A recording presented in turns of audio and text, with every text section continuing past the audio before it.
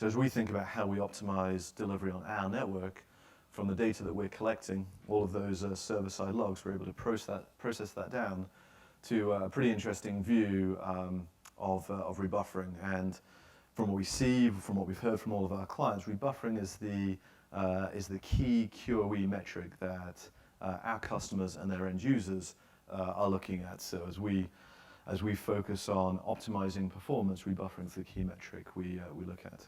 As we look across devices, we can see some pretty substantial variations in those devices. So within our engineering teams, we're starting to get now into a very granular level.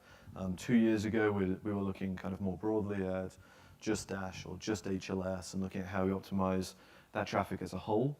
By network, by metro, by country, we're able to drill in at a network level, but only at a format level.